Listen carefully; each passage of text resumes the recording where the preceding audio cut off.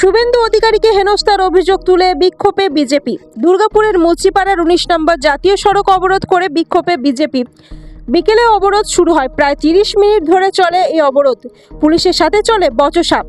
বিজেপির বর্ধমান সাংগঠনিক জেলা সহসভাপতি চন্দ্রশেখর বন্দ্যোপাধ্যায়ের নেতৃত্বে শুরু হয় অবরোধ। বিজেপি নেতৃত্ব হুঁশিয়ারি দেন, কেন শুভেন্দু অধিকারীর ওপর বারে বারে আক্রমণ হবে, জবাব দিতে হবে পুলিশকে। রাজ্যের বিরোধী দলনেতা শুভেন্দু অধিকারী মহোদয় পুরুলিয়া জেলার পাড়া বিধানসভার মৌতড় গ্রামে সভা করার জন্য গেছিলেন। তিনি যখন ফেরত আসছেন তখন রোড চন্দ্রকোনার কাছে তার কনভয়ের উপর অতর্কিতে আক্রমণ করা হয়। শুভেন্দুবাবুর গাড়ির বোনেট কাঁচ ভাঙা হয় বাঁশ লাঠি দিয়ে। কালকে রাত্রেবেলায় উনি নিজে থানার আধিকারিকের সামনে বসে পড়েন। রাত 2টো পর্যন্ত ওখানে মশাল মিছিল হয়।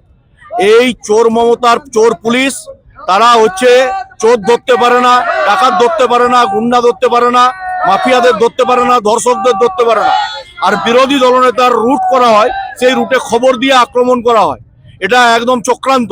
এই চক্রান্তের প্রতিবাদে আমরা আজকে রাস্তা অবরোধ করছি।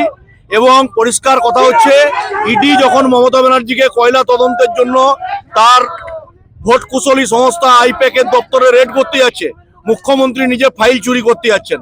এতদিন আপনারা কয়লা চোর দেখেছেন, লোহা চোর দেখেছেন, গরু চোর দেখেছেন, বালি চোর দেখেছেন, লাইভ ফাইল চোর দেখলেন। ফাইল চোর মুখ্যমন্ত্রী, তিনি ফাইল চুরি করতে যাচ্ছেন আর বিরোধী দলনেতার উপর আক্রমণ হচ্ছে। তাই আজকে মুচিপাড়া জাতীয় সড়ক অবরোধ করে ভারতীয় জনতা পার্টির কার্যকর্তারা প্রমাণ করেছে যে বিরোধী দলনেতার উপর আক্রমণ হলে পরে রাজ্যের কোনো বিজেপির কার্যকর্তা থেমে থাকবে না, সেখানেই প্রতিবাদ হবে এবং সেই অন্যায়ের প্রতিবাদ রাস্তায় নেমেই রাস্তায় পথ দেখানো হবে। হাইওয়ে অবরোধ করতে প্রচুর মানুষ সমস্যায় পড়েছে। দেখুন, হাইওয়ে